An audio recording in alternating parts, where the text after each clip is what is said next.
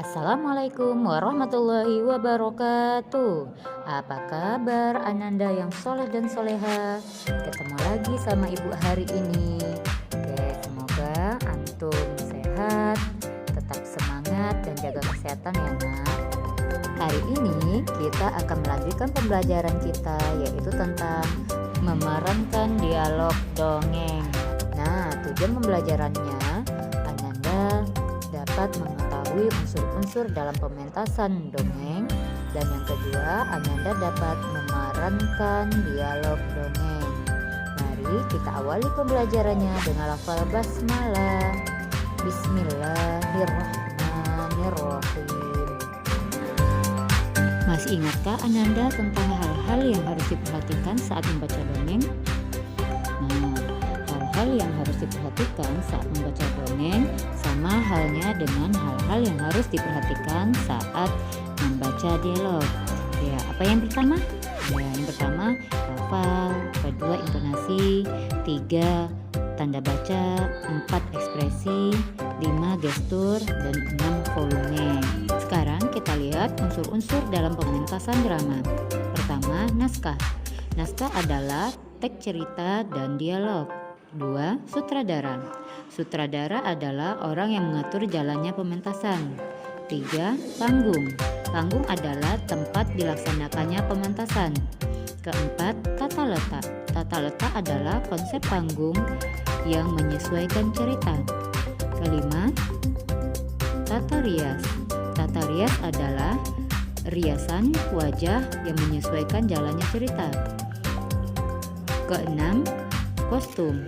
Kostum adalah pakaian yang digunakan yang menyesuaikan jalannya cerita. Ketujuh, tata musik. Tata musik adalah musik yang menyesuaikan jalannya cerita. Kedelapan, penonton. Penonton adalah orang yang menonton pementasan.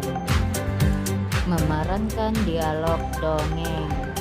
Apa itu memerankan dialog dongeng? Nah, memerankan berarti Ananda mempraktekkan peran dan sesuai dengan tokoh dalam dongeng. Nah, dialog adalah percakapan yang terjadi antara tokoh. Nah, sekarang silakan Ananda simak contoh pembacaan dialog dongeng oleh Kak Riko. Halo adik-adik semua di seluruh Nusantara. Selamat berjumpa dengan Kak Riko. Kak Riko akan mendongeng untuk kalian. Dongeng Kak Riko judulnya adalah Buaya yang Serakah. Begini ceritanya. Di sebuah pinggiran sungai ada seekor buaya yang sedang kelaparan. Sudah 3 hari buaya itu belum makan. Perutnya terasa lapar sekali. Mau tidak mau hari ini ia harus makan. Sebab kalau tidak bisa-bisa ia akan mati kelaparan. Nah, buaya itu lalu segera masuk ke dalam sungai. Ia berenang perlahan-lahan menyusuri sungai itu mencari mangsa. Belum jauh buaya itu berenang, ia melihat ada seekor bebek yang juga sedang berenang di sungai itu. Buaya segera memburu bebek itu. Mengetahui sedang diburu oleh seekor buaya, bebek itu segera berenang cepat ke darat dan ia berlari sekencang-kencangnya. Tolong. Wah, namun buaya terus memburu bebek itu. Kemana bebek itu pergi, kemana bebek itu berlari, terus dikejar oleh buaya. Hingga bebek itu terdesak di sebuah pohon yang besar dan tidak bisa kemana-mana lagi. Mau kemana kau bebek? Aku akan makan kau hari ini. Begitu kata buaya. Bebek pun menjerit ketakutan. Buaya, jangan kau makan aku. Dagingku tidak banyak. Pasti kau tidak akan kenyang, buaya. Jangan makan aku. Lebih baik engkau makan seekor kambing yang ada di dalam hutan. Kambing itu segar dan pasti dagingnya lebih banyak dari aku. Wah, wah, wah, wah, wah, wah, wah. Begitu kata bebek itu. Buaya pun menjadi tergiur dengan apa yang disampaikan oleh bebek itu. Seekor kambing yang segar ada di dalam hutan. Pak, buaya lalu meminta kepada bebek itu untuk mengantarkannya ke dalam hutan menemui kambing. Bebek pun menyetujuinya. Bebek mengantarkan buaya itu masuk ke dalam hutan. Benar saja, begitu di dalam hutan, buaya melihat ada seekor kambing yang besar dan segar. Wah, buaya lalu segera mendekati kambing itu. Sementara bebek pergi meninggalkan buaya dan kembali ke sungai. Begitu buaya sudah di dekat kambing, buaya langsung mencengkeram kaki kambing itu. Kambing pun kaget, menjerit. Tolong, buaya, jangan kau makan aku. Tolong, lebih baik engkau makan seekor anak gajah. Anak gajah dagingnya lebih banyak dari aku.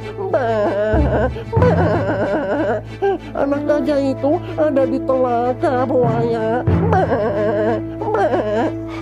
Mendengar apa yang dikatakan kambing itu, ada seekor anak gajah di telaga. Wah, anak gajah pasti dagingnya lebih banyak karena anak gajah lebih besar dari seekor kambing. Buaya pun tidak jadi memangsa kambing. Ia pergi meninggalkan kambing, ia pergi menuju ke telaga. Begitu sampai di telaga, benar saja ada seekor anak gajah yang besar gemuk. Tentu saja membuat buaya itu tergiur. Buaya segera mendekati anak gajah itu. Ia sudah tidak sabar ingin melahap anak gajah itu. Begitu sudah dekat anak gajah, buaya segera membuka mulutnya lebar-lebar sambil berkata, "Aku makan kau, anak gajah." Anak gajah itu pun berteriak-teriak minta tolong memanggil induknya. "Oh, tolong, ibu, ibu, tolong. Ada buaya yang mau makan aku. Tolong, ibu." Wah, induk gajah yang tidak jauh berada dari anaknya mendengar teriakan minta tolong anaknya. Segera saja induk gajah datang untuk menolong anaknya. Begitu sudah di dekat buaya, induk anak gajah itu langsung menginjak-injak buaya dengan keras. Hingga buaya menjerit kesakitan.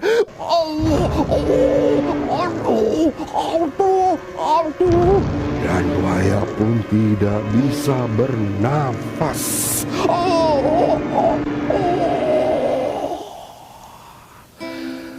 Tamatlah riwayat buaya. Dan anak gajah itu pun selamat dari terkaman buaya yang kelaparan. Nah, adik-adik, demikianlah dongeng dari Kariko yang berjudul Buaya yang Serakah. Pelajaran yang bisa kita ambil adalah kalau kita sudah menerima apapun, meskipun kecil atau meskipun sedikit, berterima kasihlah dan bersyukurlah dengan apa yang sudah kita dapat. Masya Allah, luar biasa sekali ya nak ya, bagaimana Kak Niko memerankan dialog dongeng. Nah sekarang silakan Ananda berlatih memerankan dialog dongeng yang terdapat halaman 76, yaitu tentang dongeng Serigala Licik dan Domba Kecil. Alhamdulillah sudah selesai pembelajaran kita hari ini. Semoga akhiri dengan wassalamualaikum warahmatullahi wabarakatuh.